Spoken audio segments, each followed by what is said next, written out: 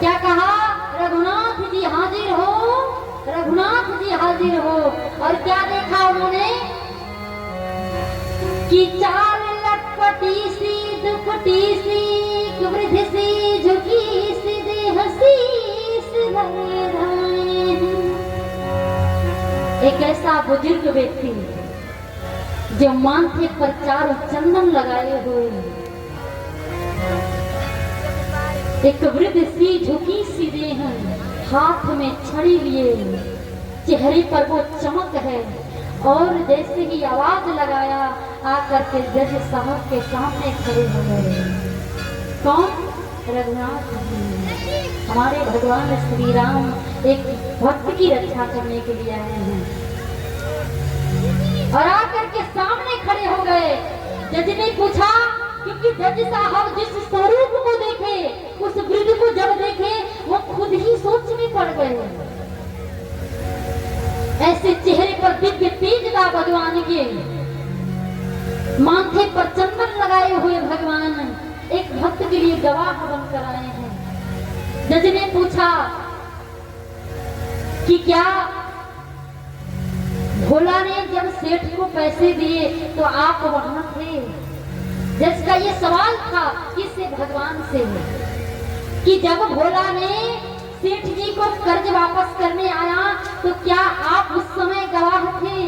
भगवान ने कहा कि हम वहां विराजमान थे, क्योंकि भोला ने एक एक पैसे सेठ जी को दिए।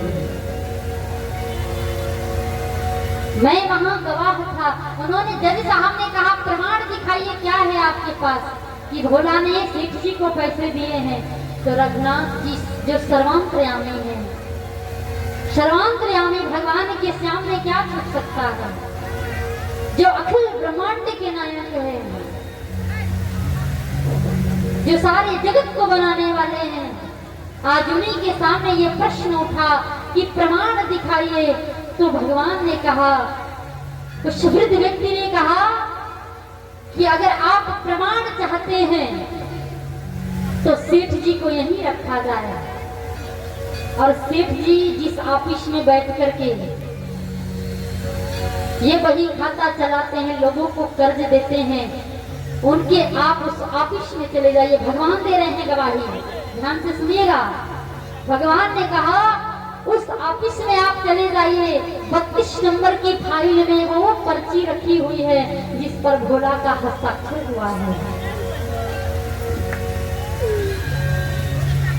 और यहाँ भगवान ने कहा, यहाँ सेठ जी को बिठाया गया। सैनिक गए और जाकर के देखा, क्या देखा कि सेठ जी के घर में 3 अलमारियां थी। बीचले वाले अलमारी में 32 नंबर की फाइल में वो पर्ची रखी हुई थी जिस पर भोला का हस्ताक्षर था। केवल भोला का ही नहीं, उस सेठ जी का भी हस्ताक्षर था कि भोला ने एक एक पाई सेठ जी को चुकता कर दिया है। पर्ची आई और जज साहब ने खोला, प्रमाण देखा और कहा जाता है सेठ जी खुद ही घबरा गए कि इतना परफेक्ट गवाह है, क्योंकि जिस समय में पैसे ले रहा था उस समय कोई नहीं था। ये इतना बड़ा गवाह आया कैसे? वो भी एक एक शब्द सही बोला। यहाँ भोला को बरी किया गया और सेठ जी को सजा सुनाई गई। तो जब और वहां से रघुनाथ जी अंतर्ध्यान हो गए, भक्त को बचाकर भगवान अंतर्ध्यान हो गए।